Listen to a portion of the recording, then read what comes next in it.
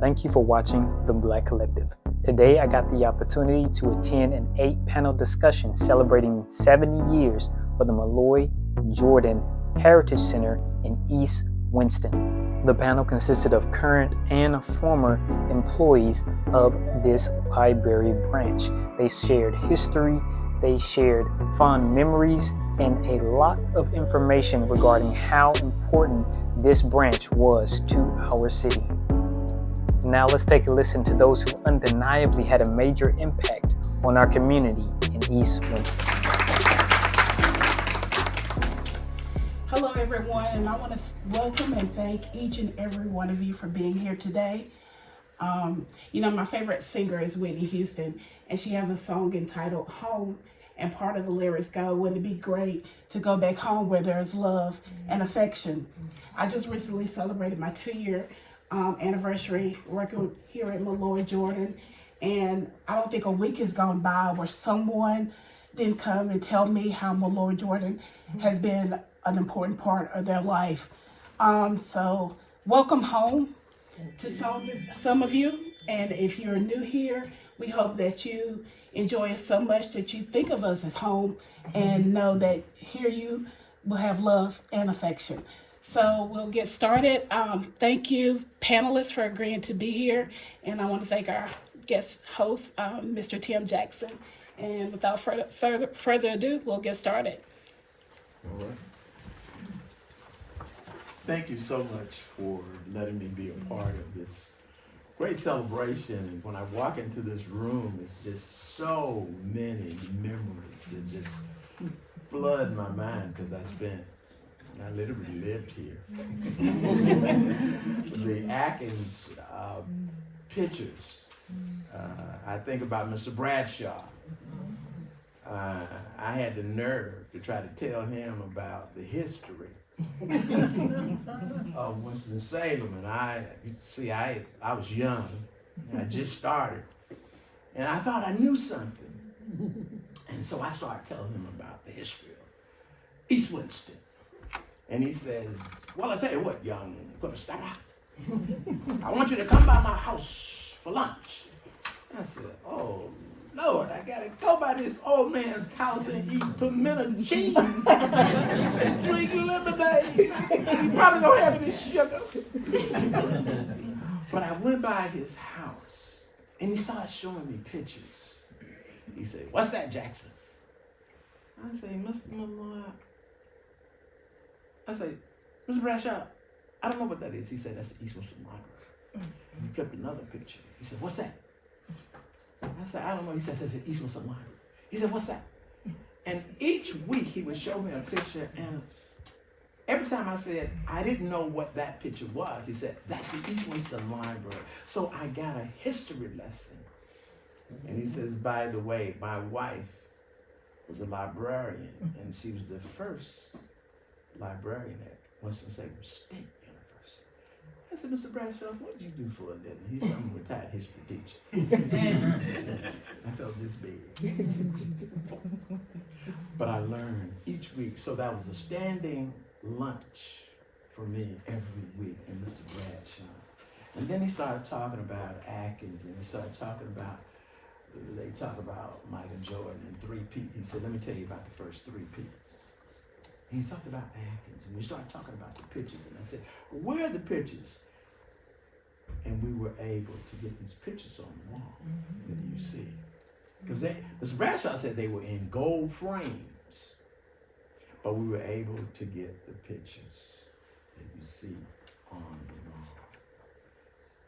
And then, of course, Raleigh called, and there were blotches in the history. I said, I know someone who knew.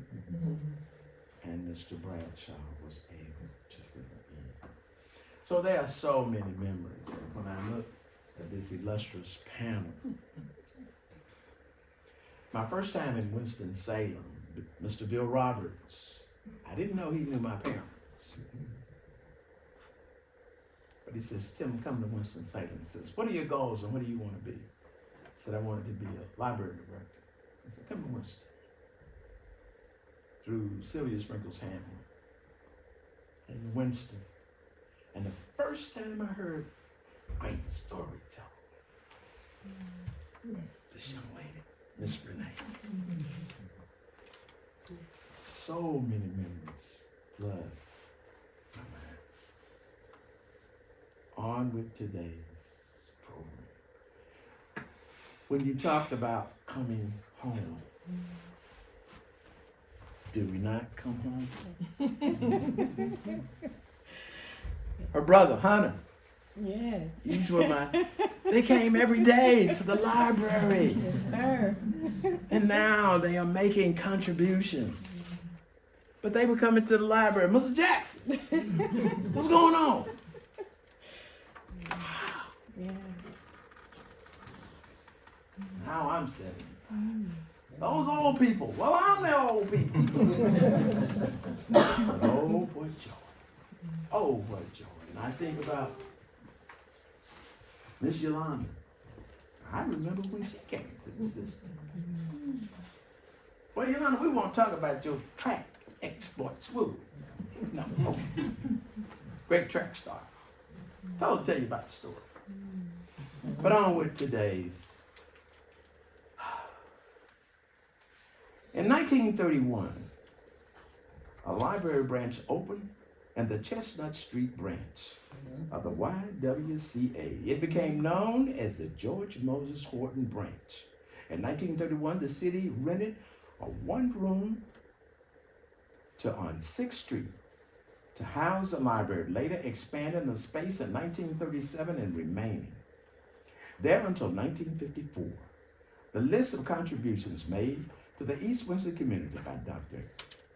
C.J. Jordan, Dr. H.D. Malloy Sr., and his son Rembrandt might have stretched across many generations and have touched countless lives. However, for all of their contributions, none have had a lasting impact on the community than a tract of land located on the corner of 7th Street in Cleveland and 3 donated to the city of Winston-Salem in April 1953. 18 months later, this tract of land would become the East Winston Branch Library. The land offered from Dr. Malloy and Jordan was made shortly after Central Library opened its doors in March of 1953 and would become the site of the first branch library for what was known as the Winston-Salem City Library System. On November 14, 1954, less than 1 year after construction started, the East Winston Branch Library was formally dedicated in a ceremony that featured the librarians of Congress, the North Carolina native, Mr. Quincy Mumford, as a keynote speaker. The East Winston Library opened as branch for the following year, becoming part of the Forsyth County Public Library System. In 1998, the branch was designated as the library's first heritage center. It serves the East Winston community as a place of research, learning, and entertainment, and as an important venue for community gatherings and functions.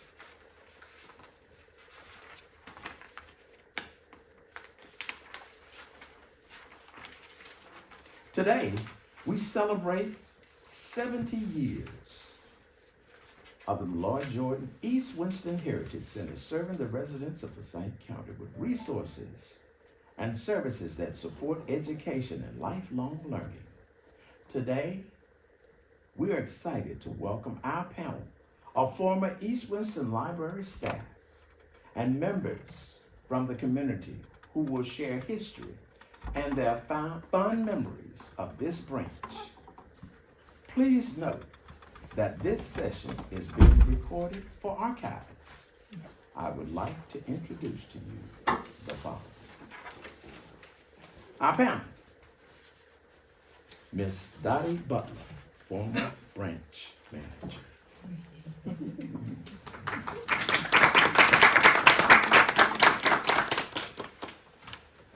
Miss Patricia Stepney, former youth services staff of the East Winston Branch Library. She is called the Mama Pat. I remember when Miss Stepney was in children's outreach, doing good. I came to Pat and said, Pat, I'm going to the East Winston Library. She said, Mr. Jackson, don't start that. Don't start that. I said, you're coming with me. You're going back home. She said, Mr. Jackson, too late. And she came. Mama Pat, coming on back. Coming on back home. And the kids were excited. And they were glad to see. She was like a writing. Miss Renee Andrews, former youth services staff of the East Winston Library. Miss Renee. If you have not heard this lady read or tell a story, you are missing a treat. Miss Renee. Awesome. And of course, yours truly, Mr. Tim Jackson Jr., former branch manager of the East Winston Library, now the Heritage Center.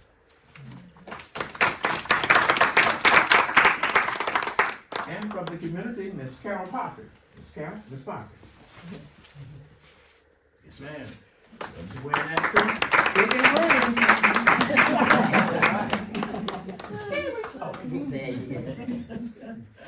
Miss Celeste Beatty. Miss Beatty.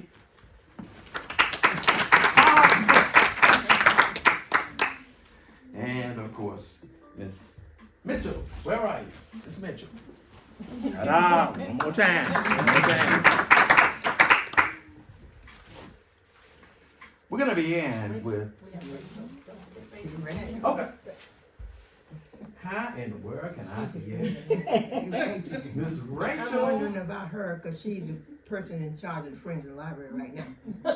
Without her, Do not let me forget Miss Rachel Jackson, because Miss Rachel Jackson will not let me forget. Tim, when you first came to the library, I baked you cookies, but I left them in the oven and I got you used to tasting burnt cookies. Miss Rachel Jackson.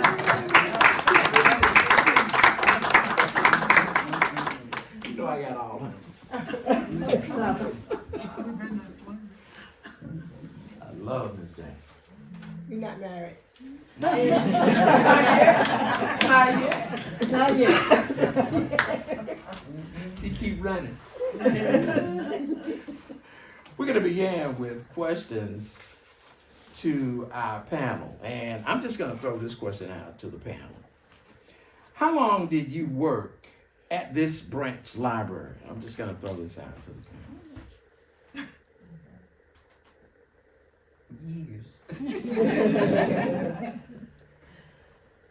I worked here, I can't really remember, I'm about his age. I can't remember a thing. But it was, I think a couple of years, maybe longer, who knows at this point. But before then, I was at Children's Outreach. He followed me everywhere I went. And when I left, I was with Children's Outreach with Pat. And so when I left there and came here, he became head of Children's Outreach. And then when I left here, he came over here. So it's been a real trip. I think I was with Children's Outreach maybe 4 years. I don't really remember. And when I left here, I went to Fayetteville to work under Mr. Thrasher, who is the former assistant director. Right.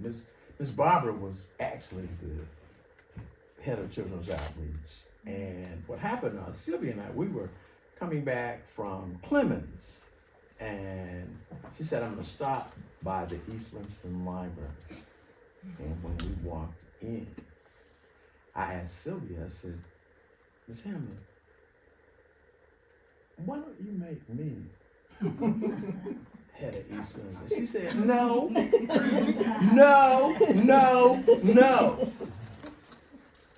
You at Children's Outreach. No.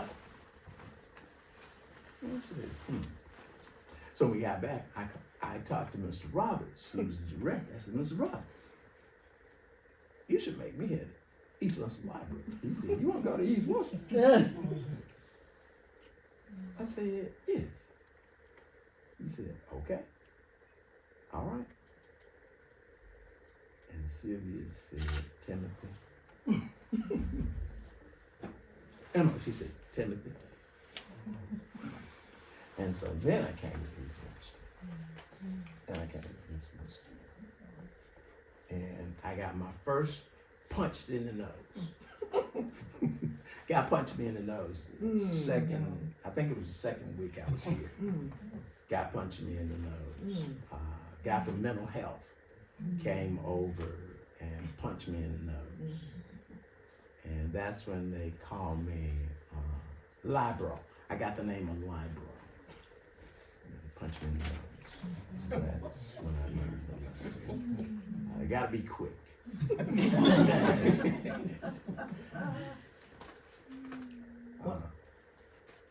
I started with the Forsyth County Public Library in 1980, starting in the children's room. So I worked in the children's room, and then I was transferred to the Reynolda Manor Branch Library, and I made the request to come to Children's Outreach because all of my story times were very popular, and the parents loved my story sharing, but I felt like I needed to be with our children to really help them with their early literacy. And that's we still had Children's Outreach. So, and Pat's, well, first from Reynolda Branch, I came to the Bonson House, and Pat was my immediate supervisor. Yolanda, well, we started with John Sundale, Yes. and then Yolanda Bolden was our Children's Outreach Director. And then the Children's Outreach Department moved to East Winston. And it has just been such a joy. It has truly been my life work, because even today I am working with children with early, promoting early literacy. I am working now with the after-school program in Happy Hill, in the Happy Hill community, working with children, early grades, who definitely need the support of learning reading. Well, I guess maybe I'll speak up. My first encounter of the East Winston Library was when I was a little girl. I lived over on Cleveland Avenue, and I'd walk over here to the library. And I never thought that I dreamed that I would be children's librarian at East Winston. I went to school and I got my certification, and I worked in Head Start at a daycare within a church, but that was not for me. I called my teacher and asked if she knew where I could get a class at a school or someplace to teach children. And she said, no, I don't think so. But she called me, and she didn't get me, but she left a note on my door to come to the library downtown and speak to the librarian. They might need some help. And I started working in the library, and I was a page, and I would put the books on the shelf, and I would do all that. And Sylvia, I'm trying to think of her last name, can't think of it now. When you get 80, you can get it back. But anyway, she was the children's librarian, and she did story time. And she had to do story time for the children that came to the library. And she had a doctor's appointment, and she needed somebody to do the storytelling.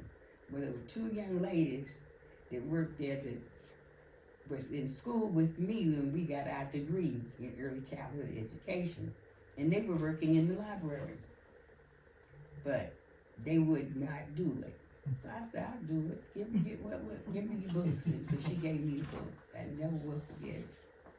She gave it to me, and I was home, and I read over it. And then next day, I had my first storytelling in the Forsyth County Public Library, main library. You know, Pat, that leads us to another question. What did, and I want to throw this out to the panel. What did the panel see as their role in this library? What did the panel see as their role in this library? Well, one of the things that influenced me to get involved at all was the fact we weren't really welcome downtown at the main. And this heritage spot was already available. People been coming going to church and getting books and going to school in the area. It was just such a wonderful idea to have something that we were in control of. And I was having somebody laugh the other day. We had people come through here wanting to know what was going on, and we showed them what was going on. We had a wonderful visit from some of our friends that used to burn crosses. And we came and put them on the front row because the library is for everybody. And they just said, what? They had the best time over here because we refused to turn anybody away like we had been turned away in the past. So that charge that we had in our own mind about community was so valuable that it became a reality because we never did stop. We always had something in the community that got involved with children and schools and stuff like that. And it's just, So you saw your role as a change agent? yes, because we lived in the community and that was it. Why not? And we had the property in the place. But I did, I did story time, and, I became the storyteller for the children's room. Well, after that, John Sundown came, and we went around doing storytelling. And then Now, I tell you what, I also want to talk about some of our best moments. I want to talk about some of our best moments at the East Winston Library. Let's talk about some of our best moments. I remember Kwanzaa was like a major experience. Kwanzaa was the first Kwanzaa was held here at the East Winston Branch Library. Yes. Yeah. And we had about 50 to 75 people. The women made all kind of foods and stuff, and we had And singing Rachel's beer. Ginger beer. Ginger Yeah, beer. ginger That's beer. right. That's right. We had ginger beer. But that was the first Kwanzaa in Winston-Salem. I want to probably say that was probably most memorable because when I look at Rachel, I think about Kwanzaa. and all the wonderful community events we had here. And we bring our families and our kids, and my kids are like this. But one thing I remember, one event we had was, we had a band or something, and they were sitting right up here, and they were playing instruments. I think it was jazz. I'm not sure what. Reggae. Reggae, thank you. And I had a little one who came up on the stage. I still can remember that so vividly because he was stomping around the stage. He and your son, Courtney, they were up here on the stage playing or pretending to play the drums and to sing into the mic. I mean, those kinds of experiences, because it was truly a family, a community place. And one last thing too, like Pat, this was coming home, because I lived over on 14th Street, East 14th. I went to school over on Hattie Avenue in St. Benedict. So after school, we'd come here. This was the place you go. Yes. And Miss Goodwin and Miss Allen and Miss Bruce. I mean, these wonderful women worked here who absolutely loved us, and we got just the best second education here after we left school. So this place has always been in our hearts. And the reggae band leader was Miss Louise Wilson, head of the ESFR, we used to call it. That's right. And everybody you had to go to the library. I mean, you could. There you go. I mean, you had to come to I the think it library. was it Miss Wilson who brought Langston Hughes to this Oh, branch? please, we had. Yeah. And there was. And I remember Mrs. Bruce when she said to me, Tim, if you serve at East Winston, this will be a labor of love. You won't get rich, but it is a labor of love. One of the best moments I can remember, I noticed people were checking out books on conflicts. And I got Dr. Deborah Winfrey, clinical psychologist, to come, and Dr. Billy Ray Hunter to come, and we did the first male-female relations seminar. Yes. And I said, Dr. Winfrey, if you just come one time, I won't bother you again. She ended up coming for 10 years. It was the longest running program, monthly program in the history of Forsyth County Public Library. And it ended up, people were coming from all over the county because it was so interesting. And I'm sorry. I remember when my beloved wife, Ann Jackson, she's in heaven looking down. Sorry, sweetie. But she came and she said, Tim make me sick. And I was like, what? She says, because every Saturday he asks me, what do you want me to do? And so Deborah said, well, Tim, why do you ask Ann that? And I said, because I have my days prioritized. And I know what I'm going to do. And so I asked her so that if it's something she wants me to do, especially on Saturday, I'll reprioritize and make her number one. And so she said, oh, I didn't know that. So Deborah, Dr. Winfrey suggested, well, Tim, just put up a list. And then she'll know. But it was just that bit of communications that people learned in that seminar. We learned words like being on the same predicate.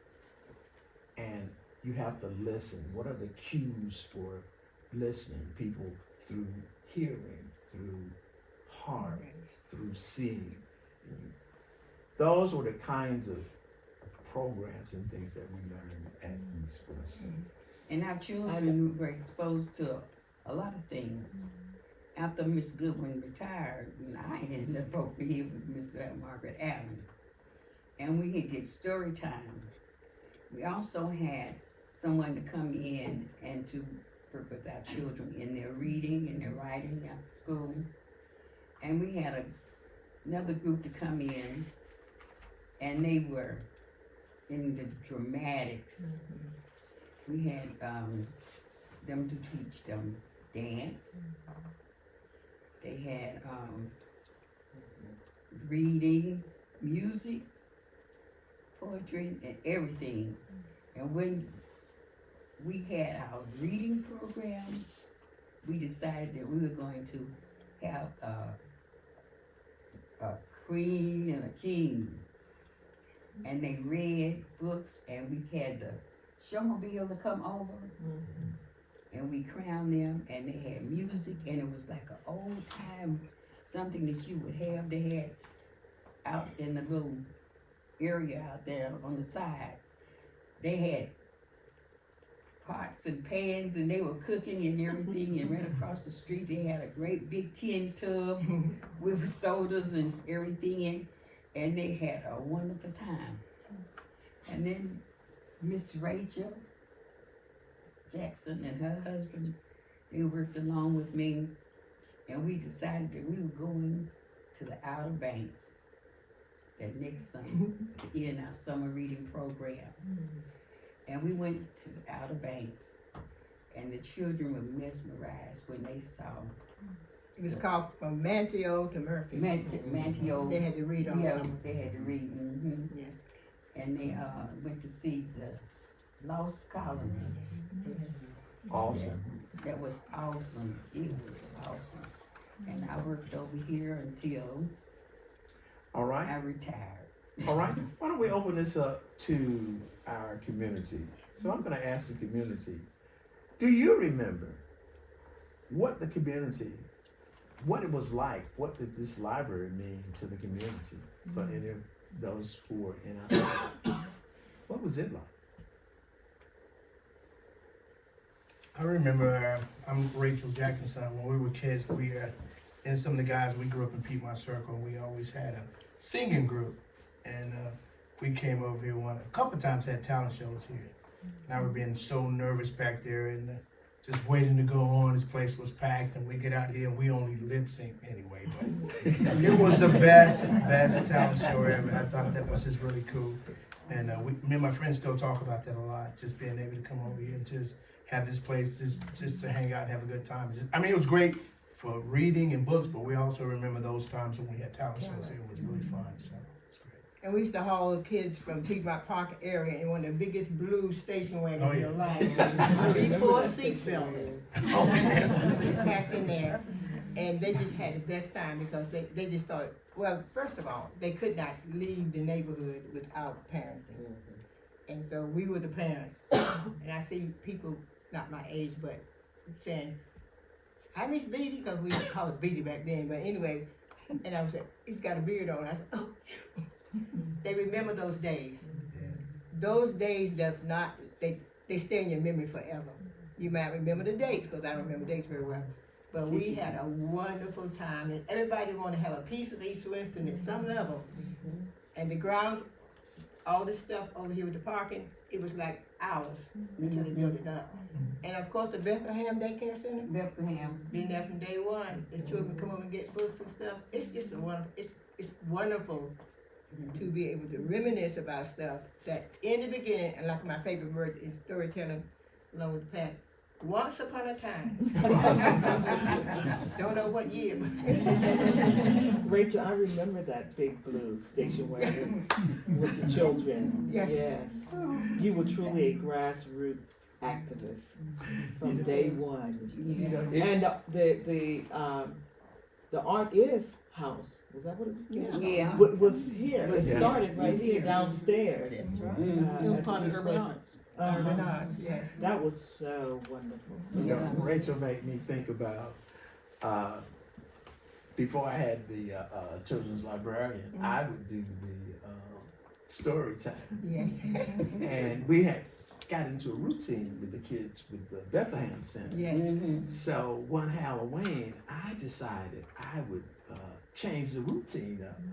So I put on this costume, I put Oh, this no. paint on my face, and I popped in the door, because I had all the kids. I popped in the door, I said, hello kids, we gonna have a story time, we gonna have a good time, hello. And the kids was looking at me like, Mr. Jackson, what's wrong with you? It blew my mind. I had changed the routine. They say, Mr. Jackson, did you forget Giddy Up? Giddy Up. Where is he? Giddy Up was I had a guitar with no strings. But Giddy Up would talk to the kids. I would come in and says, hello, boys and girls. Giddy Up says, hello. Can you hear Giddy Up speaking to you? And the kids would say, yes. Because Giddy Up never spoke, but he would speak to them in his own voice. So we had a routine, but I had broken the routine. And I learned a valuable lesson. And the kids say, Mr. Jackson, go wash your face. So you're right, those were invaluable experiences. I think they learned a lot about our history too, because I had them to choose a person they wanted to read about and learn about and share. So we had a program where they decided they would dress up and become that person. First Black History program, I think over here. And then we had some that looked like Mahalia Jackson and all the different people they read about. And they learned. And I got one here too that I told, he didn't call me Miss Pat, he called me Aunty Pat, because I'm a children's pastor too. But I loved working over here with Miss Margaret Allen. She was the assistant librarian, and after Miss Goodwin left, I was assigned over here, and it was just awesome. We had a wonderful time. We had a pet rabbit call, a pet rabbit, bunny rabbit. We had some turtles. We had fish. We had everything over here that they enjoyed taking care of and learning about animals and all those things. It was just wonderful. But you know, Pat, you reminded me of when you talked about African American history. When you talk about Dr. Malloy and Dr. Drew, who discovered blood plasma, Dr. Drew would often go through our books, and he would get on me. He says, Jackson, you're gonna write the publisher. He was, especially when you read about Dr. Charles Drew, he would say, Jackson, you're gonna write the publisher. This book is wrong. I say, what do you mean? What do you mean this book is wrong? He says, let me tell you, when they write about Dr. Drew and he died from the lack of a blood transfusion, this is wrong. I said, what do you mean? He says, I was there. He said, let me tell you how this happened. It was on a Monday morning. Dr. Drew had been up working. He was coming from Howard University. And as the sun was coming up, as he was coming back, he was looking at that sunrise, and he drove off the road and had a terrible accident. And as he was in the hospital, Jackson, when he was bleeding, they could not get enough blood to him. But a reporter sensationalized this story and wrote in. He said, because when the accident happened, they called me. He said, because when I was at Howard University, I trained under Dr. Drew, and they would call me Little Drew. And I went to the hospital. I examined him, and he was already too far gone. So we wrote the publishers to correct this story. And so when schools would ask me to do Black history, I said only if I could do local histories. Remember Mr. Black? Yeah. And the bricks? I would tell that story of some of the best houses in Winston-Salem at Mr. Black books. I would do only local history because it's a rich history of Winston-Salem. Transportation, the bus line, how the Winston-Salem Transit Authority got started. But it was started from what? Remember the Safe Bus Company? Safe Bus Company. Yeah, so this was the kind of history. And this was the kind of history, because one of the questions is, what did the East Winston Library mean to the community? If we don't tell the history, then our children won't have this rich history. And so that's what the community meant. I want to add something to that. Oh, go ahead. Well, as I was listening to you tell that incredible story that I've never heard about the group, which is amazing and inspiring, I just remember when my mother, stepfather, she calls him husband, because you're not together. That's the book of itself. But anyway, I remember when there was an effort to save the East Winston Library. You guys remember that? Yeah. There was a whole situation where after all these stories and what it meant to us and our family and neighbors, it was about to close, or there was discussion about closing it. I just remember that, and it was just a terrible thing having spent so much time here as a young person, as families and as communities I didn't really quite understand it all, but it's just like, how is that possible? I don't remember what, obviously it's still here, but I just remember that being such an upsetting thing to see that this place was about to close. Well, let me tell you a scenario that brought to bear. Number one, our library director, Bill Roberts, heard our cry and said, no way. We didn't know who we were going to get money from. He was forerunner of the library being open. And he said, we got to get people to come over there to the library. And I looked around like, we here? But there was a young man in the community, very in-your-face kind of guy named Larry Little with the Panther Party. Yeah. The Black Panther. Said, what?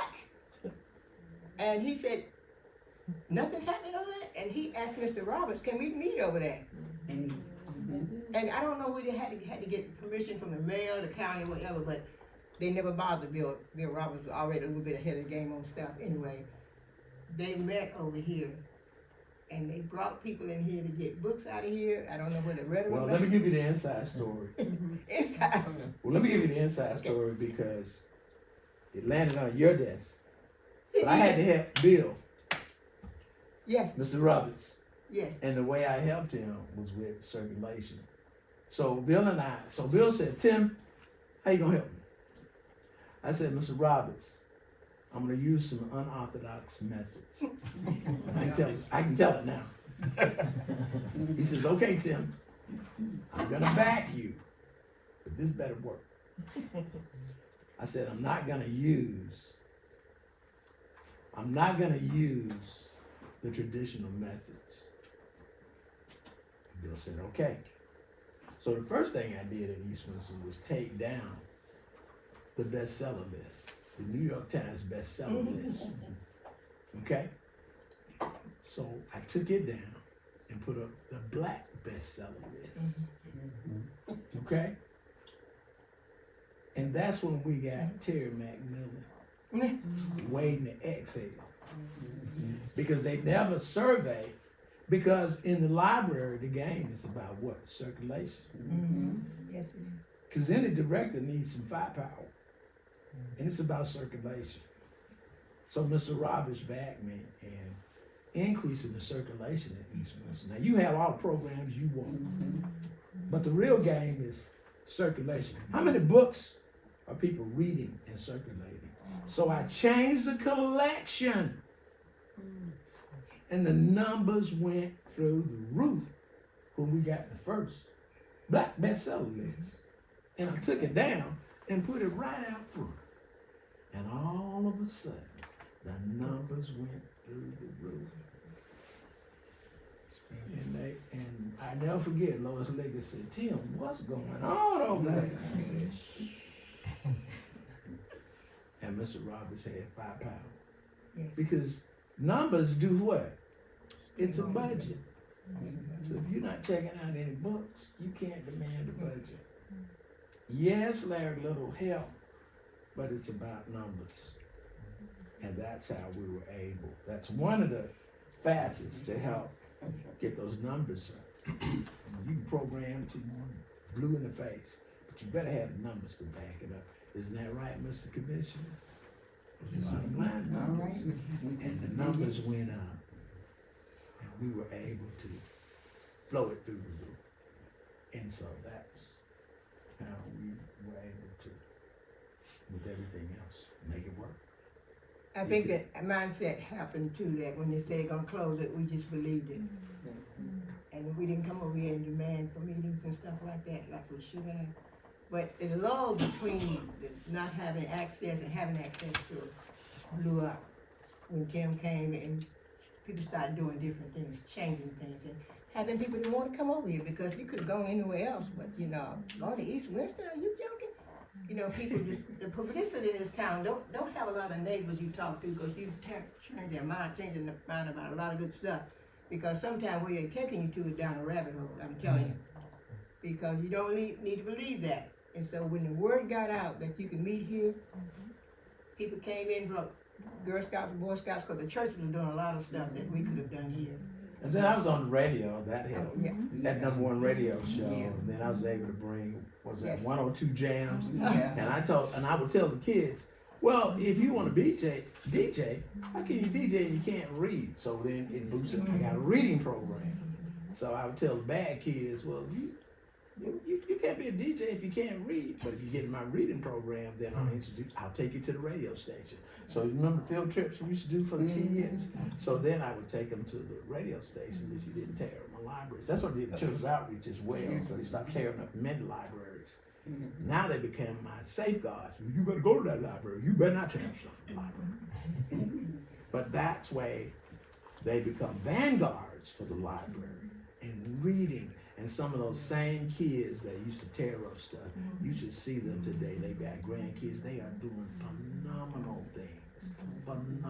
things that blow you. It goes back to what we said. It's life learning. And the library has been so instrumental in making a difference in the lives of people. It's service of love. But you have to have people like Bill Roberts. We have to have commissioners like you. We have to have people. Forsyth County is one different county. It's a rich county, but it's also a county that made a difference. I had a choice, either come to Atlanta or Forsyth County. And I made the right choice when I came to Forsyth County, because I would not have met these phenomenal people and met such an amazing county. And there's a slogan, no readers, no leaders. Because you got to have the word. And to add to that, I was just going to say, because I started at this library, this was my first job. I was 15 years old, and I started as a page.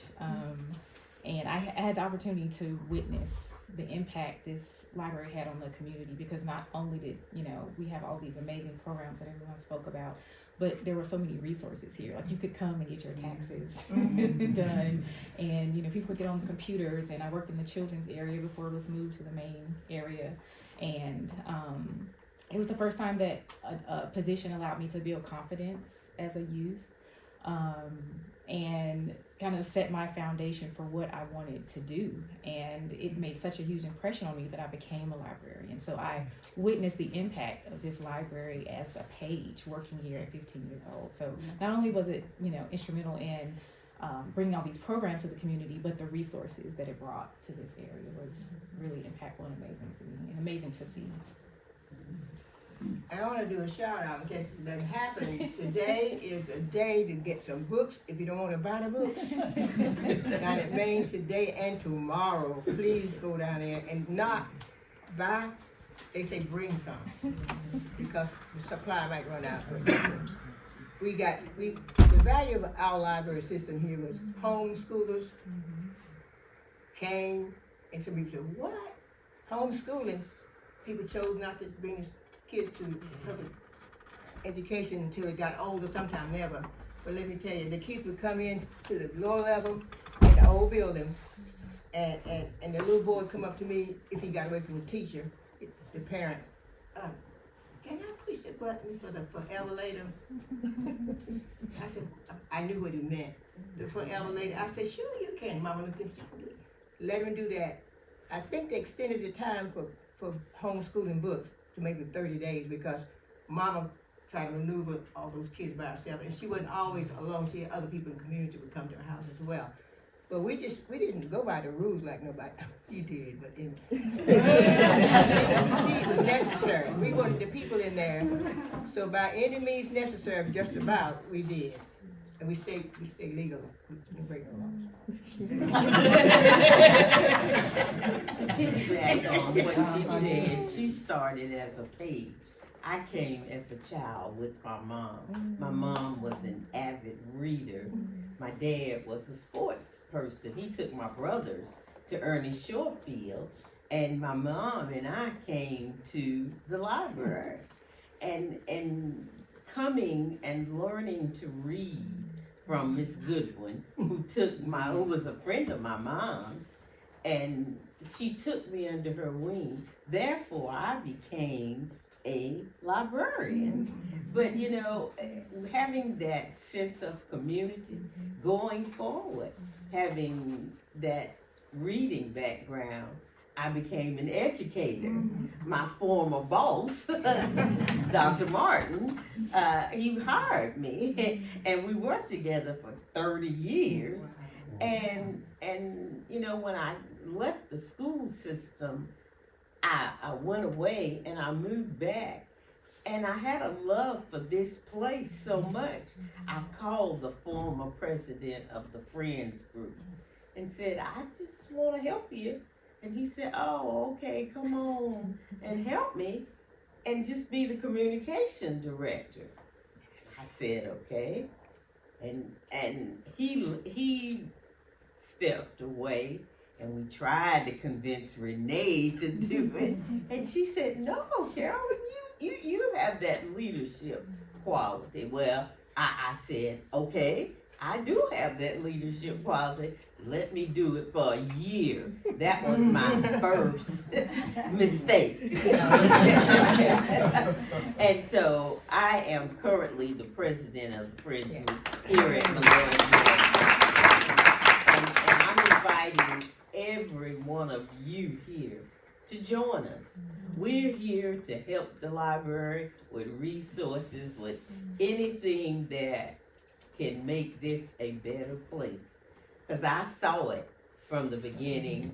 It went through that transition, and I know where it is now. And I want to take it into the future with the help of the Friends Group. We've been dropping names, and when you said Miss Goodwin, because she was a good person. She was. But she was the wife of Kelly O.P. Goodwin at right across the street. At Mount Mount Zion. Zion. And they would haul children over here too. Mhm. So the love is still here, and the people that are here is because we love these ones. And Mount Zion is still a part, because Yes. we go, the Friends do the outreach at Mount Zion. So does Lisa. We take the young kids, we go and we give them books. We bought books for them last year, and we go with the seniors. We have started doing at least a monthly or an every other month program there with the seniors.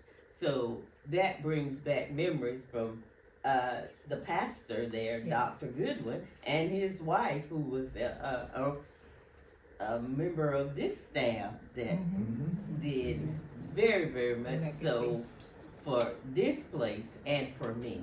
So. I think. Yeah, I just want to say one last thing.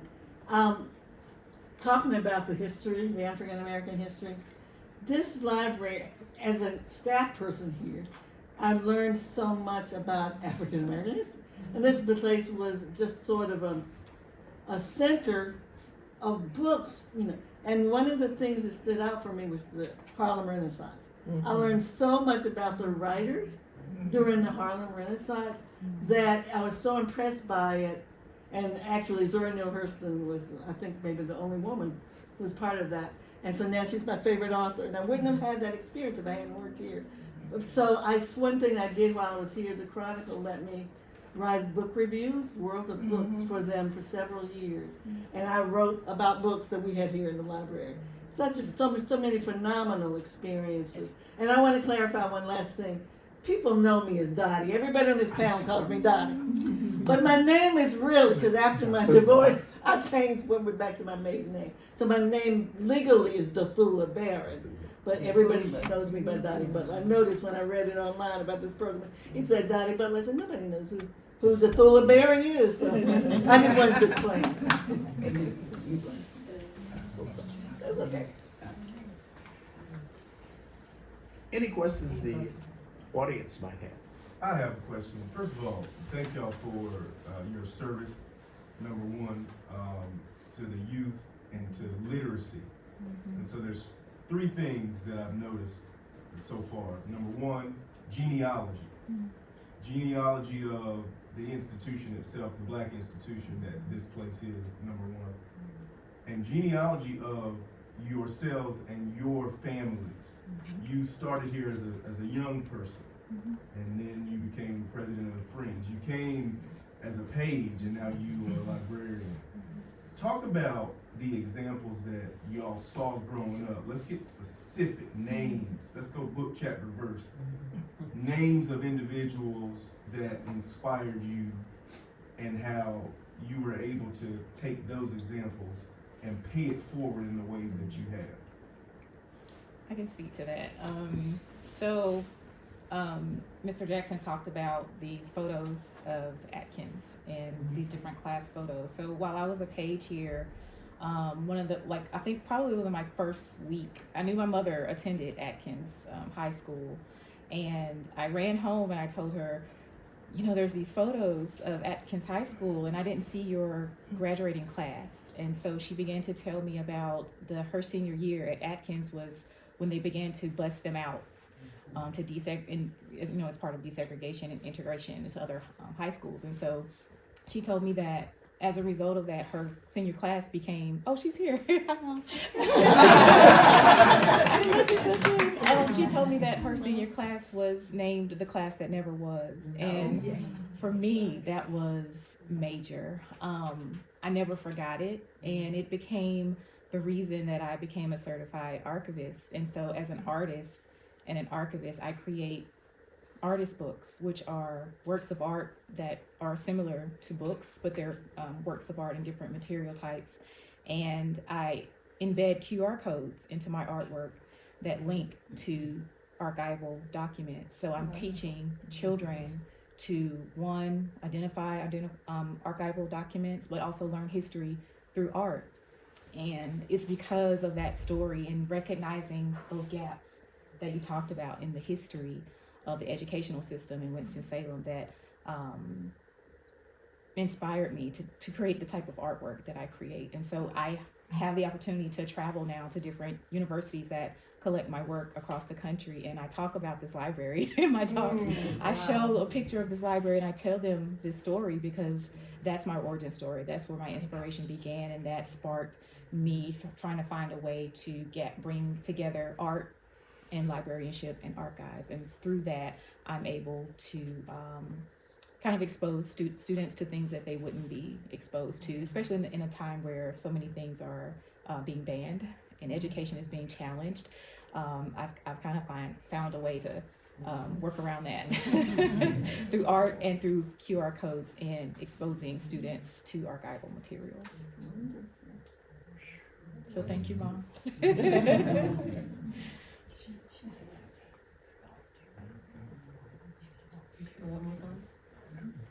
Well, I want to thank all of you for coming and sharing in this great experience. Yes, One Jay? question. What happened to the bookmobile? I don't see it anymore. You would know.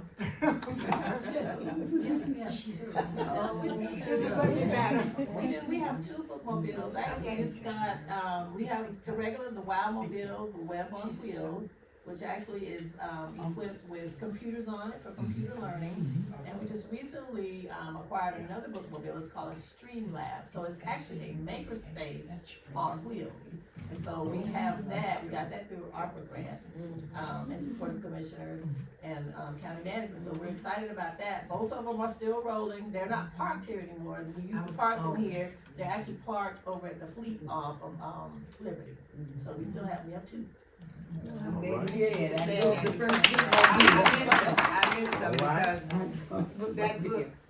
All right, I want to. It was so overloaded with books, sometimes we couldn't hardly make it. Dallas and the guys, and they get on there, the kids want to go home with them. It was, I'm so glad you said that, because I needed to validate that we did not get rid of the bookmobile. Well, the first bookmobile was with Pat Stepney. Yes, And I drove that bookmobile. Chug a love. All right, I want to thank you once again for coming and sharing in this great program. Thank you, thank you, thank you. Thank you all. Thank you.